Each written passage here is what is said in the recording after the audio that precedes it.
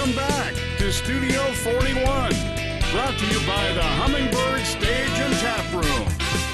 Welcome back to Studio 41. We're here at the Hummingbird Stage and Tap Room. That was Daddy Took the Dirt Road with Matt Pippin. How you doing today, Matt? I'm good, Tim. How are you doing? I'm good. I really appreciate you joining us. I wanted to give everybody a chance to get to know you a little bit. I think there's a lot of people in Middle Georgia have heard the name Matt Pippin, but today we want to find out a little bit about who Matt Pippin really is. And why don't you start? Tell us how you got started in music. That'll be a good place to start.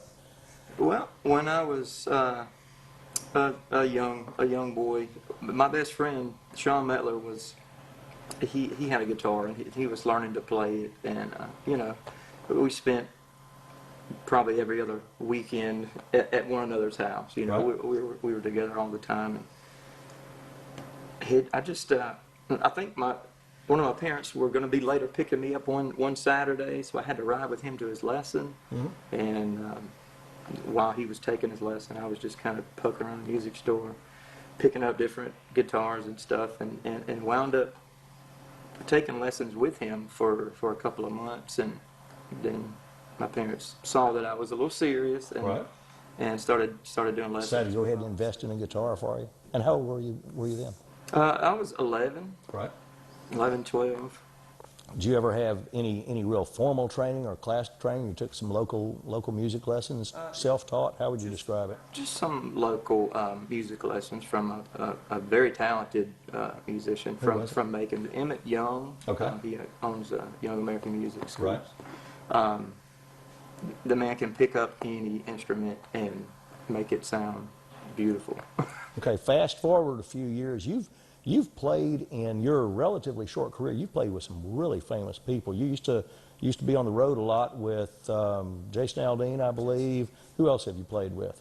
Rachel Farley, who was an artist on Colt Ford's Average Joe's label, and we toured with Colt Ford with her and Corey Smith all throughout about 2 summers. Right. And I was her lead guitar player, acoustic guitar player, mandolin, backup singer, and band leader. Right.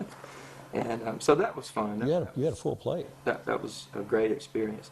Yeah, I needed to hire another band member just to help tote equipment. Okay. Now, I've seen you play around Middle Georgia for the last few years. You play by yourself. You play as a duo. We've got the Matt Pippin Band. You've been in the Hummingbird playing a few times. Do you have a preference? Would you rather play by yourself? Would you rather play with a national touring act somewhere in between? What would you rather do? Yeah, I think anybody would enjoy being on stage in front of thousands of people, at that level. Right. But there's something pretty cool about playing at the Hummingbird, for 100 people. Right. Or at Billy's, 60, 70 people, just you and your guitar. It doesn't really matter to me how many people are there. I'm gonna put on the same show. Right. Essentially, as I would if there were 10,000 people out there.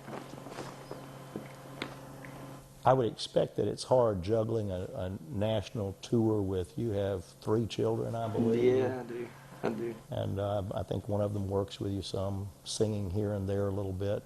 But how would you go about, managing those things when you're out on the road? How do you take care of the obligations of a family and things back at home? I tell you, doing this, and just being a musician, even a local working musician, you do miss a lot of moments, Right. in different occasions that, looking back, at times you wonder, is it worth it? And I don't know, have kind of always justified it or tried to think about it in a way as that, that's my job, that's what I do. We have these gigs booked, and arranged months ahead of time, Right. In some cases, and you have to fulfill those obligations. But I mean, it is very tough. I expect it would be. I missed the first half of my children growing up because I was traveling too. never been musically inclined, but I had a job and I was Well, I've traveling. heard you and- sing a little bit. Huh? No, you haven't heard me sing. But I missed part of that, and fortunately I got my head together and got everything straightened out, and I was, pretty much there for the second half, and I'll always treasure that. But I've often wondered how, how musicians, how they juggle those things, and it's good to have you back home, and I know your children appreciate it. Oh, yeah. You've got a new album coming out, I think. You're doing the production on it? I do, yeah. A couple of guys in my band and myself have been doing 90% of the Okay. production. When do you expect to have it released?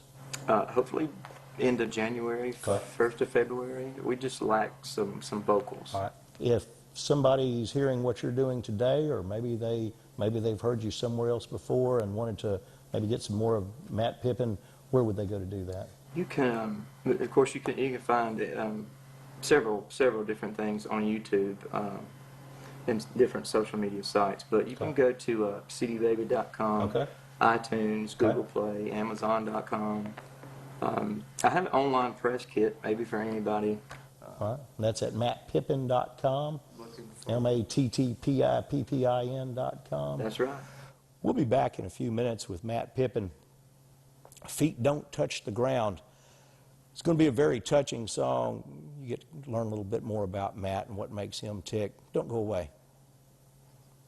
You're watching Studio 41, brought to you by the Hummingbird Stage and Taproom.